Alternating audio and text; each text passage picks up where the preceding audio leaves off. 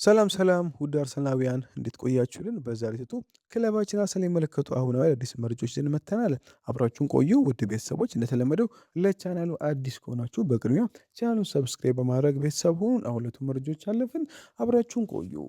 ዴክላን ራይስ ከሌሊቱ የሩብ ፍጻሜ ጨዋታ በኋላ ከአርሰናሉ ካፒቴን ማርቲን ኦዴጋርድ ጋር ስላደረጉት ስሜታዊ እቅፍ ሲያስታውስ እንባውን ሊቆጣጠር አልቻለም። ዴክላን ራይስም እንዲህ ሲል ይናገራል። የመጨረሻው የዳኛ ፊሽካ ሲነፋ ሌላውን ነገር ሁሉ የጨዋታ ውጤት ተቀናቃኝነት የወከልናቸው ሀገራት ሁሉም ነገር ከውስጥ ጠፍቷል። ልመለከት የቻልኩት ወንድሜ በሀዘን አይኖች ሰብሮ ቆሞ የነበረበትን ሁኔታ ብቻ ነበር። በዚያች ቅጽበት የኔም ልብ አብሮ ተሰበረም። በአርሰናል አብረን ብዙ ነገሮችን አሳልፈናል።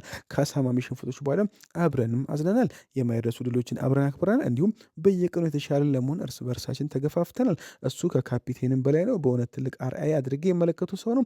ዛሬ ምሽት የተለያየ ማሊያ ለብሰን ነበር። ነገር ይህ በመካከላችን ያለውን ነገር መቼም አይለውጡ ብቻውን እንዳልሆነ እንዲያውቅ ስለምፈልግ ቀጥታ ወደ እሱን የሮጥኩት ያንን አቅፌ እንዲሰማውና ለእሱ ምን ያህል እንደማስብለት እንዲረዳውን ፈልጌ ነበር። እግር ኳስ አንዳንድ ጊዜ በጣም ጨካኝ ሊሆን ይችላል። ነገር ግን አንዳንድ ትስስሮች ከማንኛውም የጨዋታ ውጤት በላይ ጠንካራ ናቸው። በሱ እኮራለሁ። እንደ እግር ኳስ ሰዎች ብቻ ሳይሆን እንደ መሪ፣ እንደ ተዋጊና እንደ ድንቅ ሰው እመለከተዋለሁ። ሳይረፍ በቅርብ ወደ ኤምሬትስ ተመልሰን እንደገና ጎን ለጎን ቆመን ህልማችንን አብረን እናሳድዳለን ብሏል። ለእሱ ኖርዌይ እስከ መጨረሻው ናት፣ ለእኔ ደግሞ እንግሊዝ እስከ መጨረሻው ናት። አርሰናል ለዘላለም ነው፣ እወድሃለሁ ካፒቴኔ ሲል ዴክላን ራይስ ለማርቲን ኦዴጋርድ ምላሹን ሰጥቶታል። ቴሪ ሆነሪ ወደ ክለባችን ለመቀላቀል እጅጉን ስለተቃረበው ክሪስቶስ ዞሊስ አስተያየት ሰጠ። እውነተኛ መሆን ይኖርብኛል። ክሪስቶስ ዞሊስ አስደናቂ ብቃት ያለው ተጫዋች ነው። ባለፈው ዘመን በቅርብ ተከታትየዋለሁ። እሱ ለክለብ ብሩጅ ዋና የማጥቂያ መስመር አማራጭና መሳሪያም ነበር። ተከላካዮችን ፊት ለፊት ገጥሞ ለመቀማት የማይፈራና ጎል ማስቆጠር የሚወድ አይነት የመስመር አጥቂም ነው። እሱ በአርሰናል ቡድን ውስጥ በመገኘቱ በጣም አስደናቂ ይሆናል። ክሪስቶስ ዞሊስ በጣም ተሰጥኦ ያለው ተጫዋች ስለመሆኑም ምንም ጥርጥር የለውም። በክለብ ብሩጅ ቤት ያሳካቸው ነገሮችና ያሳየውን ብቃት መመልከት ብቻ እሱ ምን አይነት ተጫዋች እንደሆነ ይነግራል። ነገር ግን እሱ በእርግጥ ለሊያንድሮ ትሮሳርድ የተሻሻለ ማሻሻል ሊሆን ይችላል ወይስ ሌላኛው ፋቢዮ ቬራ ነው የሚሆነው? ይህንን ጊዜ ብቻ ነው የመልሶ ሲል ቴሪ ዳንኤል ሆነሪ ምላሽ ሰጥተዋል። ኤመርሰን ንዋኔሪ በአርሰናል ቤት ይቆያል ተባለ። ከረጅም ድርድር በኋላ የከፍተኛ ግብ የሚሰጠው አማካይ ምንም እንኳን ከቼልሲና ከማንቸስተር ሲቲ ፍላጎት እንደነበረው ቢወራ በሰሜን ለንደን ለመቆየት ወስኗልም ተብሏል። ወጣቱ ተጫዋች በአርሰናል ደስተኛ ሲሆን በክለቡ በስኮላርሺፕ ደረጃ እድገቱንም ይቀጥላል ተብሏል። ሃምቡርግ የፋቢዮ ቬራ ምትክ አድርጎ ማርቲን አዴን ለማስፈረም ስምምነት ደርሶም ተባለ። የጀርመን ቡንደስሊጋ ክለብ የሁለት ዓመቶች ከፈረንሳዩ ክለብ ትሮይስ በ4 ሚሊዮን ዩሮ ብቻ ለማስፈረም የተዘጋጀ ይመስላል። አሁን ላይ ፋቢዮ ቬራን በቋሚነት ለማስፈረም ሞክሮ የነበረ ቢሆንም የያዙት የ10 ሚሊዮን ዩሮ በጀት አርሰናል ከተመነው ዋጋ በጣም ያነሰ ሆኖ ፊታቸውን ወደ አሊን ያዙረም። አሁን ላይ ፋቢዮ ቬራ ወደ ሃምቡርግ አለማምራት የተረጋገጠ ሲሆን ሌሎች አማራጮችን መመልከት ይጀምራልም ተብሏል። ኪት ዶኒ ብሩኖ ጉማሬሽ ትክክለኛ ሁኔታዎች ከተሟሉ አርሰናል መቀላቀል እንደሚፈልግ ለኒውካስትል አሳውቋል አለ። ብራዚል ተጫዋች ለዝውውር ግፊት የሚያደርገው በሚከተሉት ሁኔታዎች ብቻም ነው ተብሏል። አርሰናል ይፋ የዝውውር ጥያቄ ካቀረበም ኒውካስትል የሱን ዋጋ የመጠን ክፍያ ካገኘ ምንም እንኳን ወሬዎች ቢኖርም ኒውካስትል ከአርሰናል እስካሁን ምንም አይነት ይፋ ጥያቄ አላገኘም። እስካሁን የተደረጉት በሙሉ በአማካዮቹና በወኪሎቹ በኩል እንደሆነም ተገልጿል። ቡድኑ አርሰናል የመቀላቀል ፍላጎት ያደረ በስፖርታዊ ምኞት ትላልቅ ዋንጫዎችን ለማሸነፍ ባለው ፍላጎት እንጂ በገንዘብ ምክንያት እንዳልሆነም ተነግሯል። ስለሆነም አሁን ላይ ተጫዋቹ የሚጠብቀው የአርሰናል ይፋ ጥያቄ ብቻም ነው ሲል ስካይ ስፖርት ዘግቦታል። በቲም ቶልክ ዘገባ መሰረት አርሰናል የቪኒሲየስ ጁኒየርን የኮንትራት ሁኔታ በቅርበት ከሚከታተሉት ክለቦች መካከል አንዱም ነው ተባለ። አዲሱ የኮንትራት ድርድር እንደተቋረጠ የተነገረ ሲሆን ብራዚል በሳምንት ወደ 500,000 ፓውንድ የሚጠጋ ደሞዝ እንደጠየቀም ተነግሯል። ሪያል ማድሪድ አዲሱ ውይይት ለማድረግ እያቀረ ቢሆንም ቲም ቶልክ ግን ስምምነት ላይ ለመድረሱ እውነተኛ አማራጭ ሆኖ ሊቀጥል እንደሚችልም ገልጿል። አርሰናል ይህን የዓለም እግር ኳስ ትልቁን የዝውውር ወሬ በቅርብ እየተከታተለ ይገኛል የተባለ ሲሆን ምንም እንኳን አሁን ላይ ምንም ውጤት ባይኖርም አርሰናል ቪኒሲየስ ጁኒየርን ለማስፈረም ትልቅ ፍላጎት አለውም ተብለዋል።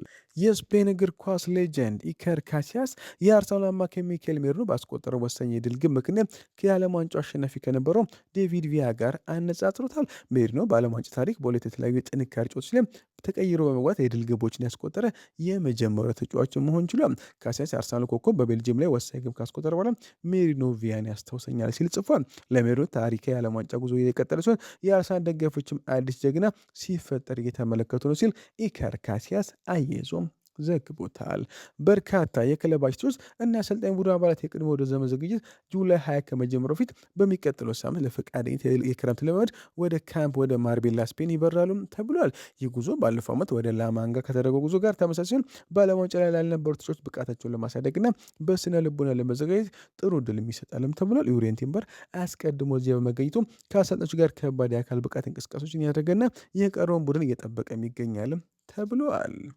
ከአውት ኦፍ ሳይድ ባወጣው ዘገባ መሰረት የአንድሪያ ቤርታ በዚህ ክረምት ለአርሰናል አውጥቶታል የተባለው የዝውውር ስትራቴጂ እንመልከት። በምርጥ የብቃት እድሜያቸው ያሉ ተጫዋቾችን ማስፈረም ሲሆን እድሜያቸውም ከ2 እስከ 26 የሆኑ ሲሆን ለአደጋ የሚያጋልጡ ውድድሮች ሊግ በፕሪሚየር ሊግ ብቃታቸው የተመሰከረላቸው ተጫዋቾችን ማስቀደም ይፈልጋል። ተጫዋቾችን መቆጠር የሚችል ቢያንስ አንድ ምርጥ አማካይ ተጫዋች መጨመር ሲሆን በየትኛው የማጥቃት መስመር ላይ መጫወት የሚችል ተለዋዋጭ አጥቂዎችን ኢላማ ማድረግ ችሏል። ቅድሚያም በሚሰጠው ተጫዋች ላይ በፍጥነት መንቀሳቀስ ላይ የተንዛዛ የዝውውር ድርድሮችን ማስወገድ የሚፈልጋሉም ተብሏል። ውድና ታዋቂ ተጫዋች ከማምጣት ይልቅ ጥሩ ዋጋ ካላቸው ዝውውሮች ላይ መስራት የሚፈልጋሉም ተብሏል።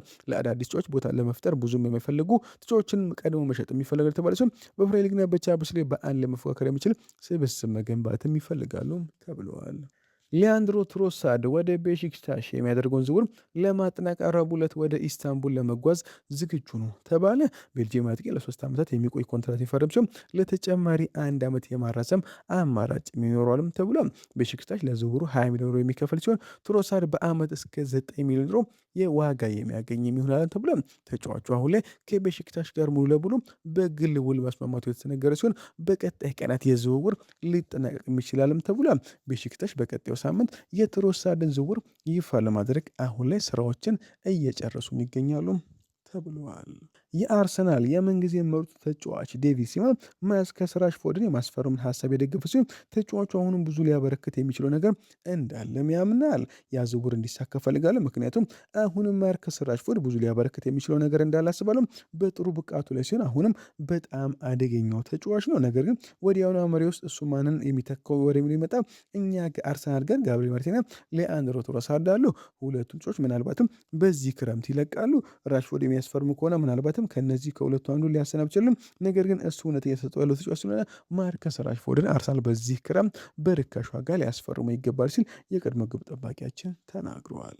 ዴቪድ ራያ በዓለም ዋንጫው ላይ እስካሁን ባለመጫወቱ ቅር ተሰኝቶ እንደሆነ ለቀረበለት ጥያቄ ምላሽ ሰጠ። በጭራሽ አልተከፋውም። በብሔራዊ ቡድን ውስጥ 2 በጣም ጥሩ ግብ ጠባቂዎች አሉ። ማን መጫወት እንዳለበት መወሰን የአሰልጣኝ ውሳኔ ነው። እያንዳንዱ ጌታ አከብራለሁ፣ ምክንያቱም ሁላችንም እዚህ ያለ ነው ለአንድ ዓላማ ነው። እሱም ስፔን ስኬታማነቱን መርዳት ላይ ነው። በግሌ እኔ ምን ላይ እንደደረስኩ አውቃለሁ። እኔ በዓለም ላይ ትልቁ ሊግ አሸናፊዎች የሆኑት ክለብ ግብ ጠባቂ ነኝ እና ለ3 ተከታታይ የውድድር ዘመናት የወርቅ ጓንት አሸንፌያለሁ። ይህ ለራሴ ብቃት መተማመን ይሰጠኛል። በሜዳ ላይም ብሆን ወይም በተጠባባቂ ወንበር ላይ ቢደግፍ ትኩረቴን ቡድኑ የዓለም ዋንጫ እንዲያሸንፍ መርዳት ነው ሲል ዴቪድ ራያ ተናግረዋል። ሪያል ማድሪድ የአርሰናል አማካይ ማርቲን ዙቢሜንዲን ለማስፈረም ጥያቄ ማቅረብ አለማቅረቡ ላይ ውሳኔ ማሳለፉን አንድ ጋዜጠኛ ገለጸ። ዙቢሜንዲ በ2005 ክረምት ላይ ከሪያል ሶሲዳድ አርሰናል የተቀላቀለ ሲሆን መድፈኞቹ ባለፈው ውድድር ዘመን የፕሪሚየር ሊግ ዋንጫ እንዲያሸንፉ መርዳቱ ይታወሳል። ይህ አማካይ አርሰናል የሻምፒዮንስ ሊግ ፍጻሜ ላይ እንዲደርስም የበኩሉን አስተዋጽኦ ያበረከተ ሲሆን በአሁኑ ሰዓት የካሄደ በሚገኘው 2026 የዓለም ዋንጫ ላይ የሌለውን የስፔን ብሔራዊ ቡድን ስብስብ አካልም ነው። ሪያል ማድሪድ ተጫዋቹን ባለፈው ክረምት ወደ አርሰናል ከመዞሩ ፊት ከሱ ጋር ስሙ ሲያያዝም ነበር። ዣቪ አሎንሶ ማርቲን ዙቢሜንዲን በሪያል ማድሪድ እንደሚፈልገው ይታወሳል። በ2024/25 የውድድር ዘመን ማብቂያ ላይ የባርሴሎና የማድሪድ አሰልጣኝነት በ2024/25 ላይ የሪያል ማድሪድ አሰልጣኝ የተሾመው ዣቪ አሎንሶ ይህን አማካይ ለሎስ ብላንኮቹ ማስፈረም ፈልጎም ነበር። አስ የተባለ የዜና ወኪል እንደዘገበው ከሆነ አሎንሶ ለሪያል ማድሪድ የበላይ ኃላፊዎች ዙቢሜንዲ በምድብ በመሃል ሜዳ ላይ እንደ ዋና እጩ አድርጎ ይመለከተውም ነበር። አሳክሎም በዚያ ክረምት ተጫዋቹ ወደ አርሰናል መሄድን መርጦም እንደነበርም አስታውሰዋል። ሆኖም ግን በዚህ ክረምት በመሃል ሜዳ ክፍል ላይ ተጨማሪ የተከላካይ አማካይ ለማስፈረም የሚፈልጉት ሪያል ማድሪዶች አሁን ላይ በዚህ ክረምት በጆዜ ሞሪኒዮ የሚመራው መሃል ሜዳ ክፍል ላይ ማርቲን ዙቢሜንዲን ለማስፈረም ፍላጎት የላቸውም ተብሏል። ይሁን እንጂ እንደ ኦንዳ ሴራ ዘገባ ከሆነ የማድሪዱ ፕሬዚዳንት ፍሎሬንቲኖ ፔሬዝ ለዙቢሜንዲ ሊደረግ የሚችለውን ዝውውር በድጋሚ የመመልከት ምንም አይነት እቅድ የላቸውም ተብለዋል። ፔድሮ ጁላይ 9 ከቀኑ 8 ሰዓት ተኩል ላይ በትዊተር ገጹ ላይ እንዲህ ሲል ይናገራል። ዙቢሜንዲ የተወሳሰበ የዓመት ማብቂያ ያሳልፏል። ዙቢሜንዲ የተወሳሰበ ክረምት እያሳለፈ ይገኛል። እናም ዙቢሜንዲ ከተወሳሰበ በላይ የሆነ ዓመት ሊያሳልፍም ይችላልም ብሏል። እንደ ማድሪድ ደጋፊ ዙቢሜንዲ በዚህ ክረምት በሳንቲያጎ ቤርናቦ ስታዲየም ሊመጣ ይችላል ብሎ የሚጠብቅ ማንም የለም ብሏል። በመሆኑም አሁን ላይ ዙቢሜንዲ ወደ ሪያል ማድሪድ ያመራል የሚባለው ወሬ ከእውነት የራቀ ነው ሲል ጋዜጠኛው አረጋግጦታል። የክለባችን የስፖርቲንግ ዳይሬክተር አንድሪያ ቤርታ በዚህ ክረምት በርካታ ከፍተኛ ትኩረት የሚሹ ድርድሮችን እያከናወነ ይገኛል ተባለ። ከነዚህ መካከል አርሰናል አስቶን ቪላ ኮከብ ሞርጋን ሮጀርስን ለማስፈር የሚያደርገው ጥረትና በክለብ ብሩጅ የክንፍ መስራቾች ክሪስቶስ ዞሊስ ላይ ያላቸውን ፍላጎት ይገኝበታልም ተብሏል።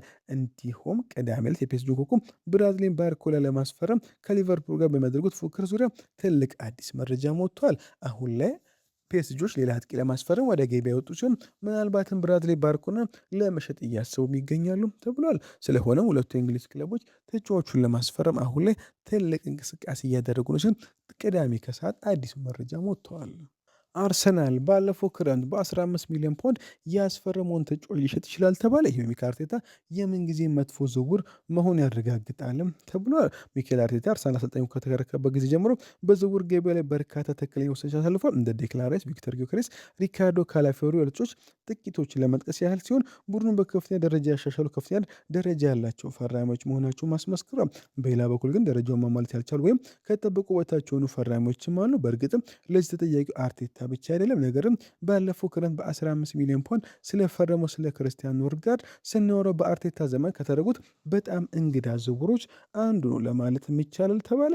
በአርቴታ ዘመን ከክርስቲያኖ ኖርጋርድ የባሰ መጥፎ ዝውውር ጥቀሱ እስቲ እንስማችሁ ውድ ቤተሰቦች። የክርስቲያኖ ኖርጋርድ ዝውውር ለአርሰናል ሙሉ በሙሉ የጊዜ ብክነትም ነበርም ተብሏል። ባለፈው ክረምት አርሰናል ኖርጋርድ ለመምጣት ከ15 ሚሊዮን ፓውንድ በላይ ሲወጣ በወቅቱ የጥያቄ ምልክቶችም ተነስተው ነበር። ያም ሆኖ ደጋፊዎች ነገሩም የተቀበሉ ሲሆን በተግባር ግን ይህ ዴንማርክ አማካይ የፕሪሚየር ሊግ ልምድ ያለውና ከሊጉ የጥንካሬ ፍላጎት ጋር መላመድ የማያስፈልገው ባለም ተጫዋችም ነበር። ነገር ግን ዝውውሩ በጭራሽ አልሰራም። በፍጹም ኖርጋርድ በሊጉም ሆነ በአውሮፓ ባደረጋቸው ጨዋታዎች ከ10 በታች ተሳትፎች ያደረጉ ሲሆን በመጨረሻም በጣም በጥቂቱ ጥቅም ላይ ከመዋሉ የተነሳ አርቴታ ኖርጋርድን ከመረጥ ይልቅ ከቦታቸው ውጭ የሚጫወቱ ተጫዋቾችን ማሰለፍም ይመርጥ ነበር። በእርግጥም በወደ ዘመኑ ማብቂያ ላይ አካባቢ ማይልስ ስኬሊ በድንገት ወደ አማካይ መስመር እንዴትም እንደመጣም ተመልክተናል። እሱ በጣም በጥሩ ሁኔታ ተጫውቷል። እናም በመጨረሻም የአርቴታ ድንቅ ውሳኔም ነበር ተብሎ ነገር ግን ኖርጋርድ ለዚህ ቦታ ጨርሶ አለመታሰቡ የአሰልጣኝ ቡድኑ ስለሱ ምን እንደሚያስብ ያሳየም ክስተት ነው ተብለዋል። ስለሆነም አርሰናል ኖርጋርድን በዚህ ክረምት ለመሸጥ ትልቅ እንቅስቃሴ እያደረገም ነው ተብሏል። እስካሁን ተጫዋቹን ለማስፈረም ገፍቶ የመጣ ክለብ ባይኖርም አርሰናል አሁን ላይ ተጫዋቹን ለፕሪሚየር ሊግ ክለቦች ማቅረቡም ተሰምቷል። ተጫዋቹን ቢሆን ከዚህ ክረምት ባለፈ በክለባችን የመቆየት ፍላጎት እንደሌለው የተሰማ ሲሆን አርሰናል በቀጣይ ሳምንታት ለክርስቲያን ኖርጋርድ አዲስ ክለብ ለማግኘት እጅጉን ጠንክሮ ይሰራልም ተብሏል። ውድ ቤተሰቦች ለዛሬ በቆይታ በዚያ በቃ መልካም ቀን። ቻናሉን ሰብስክራይብ ማድረግ አይረሳም። እናም አስተያየታችሁን አድርሱን። እንወዳችኋለን።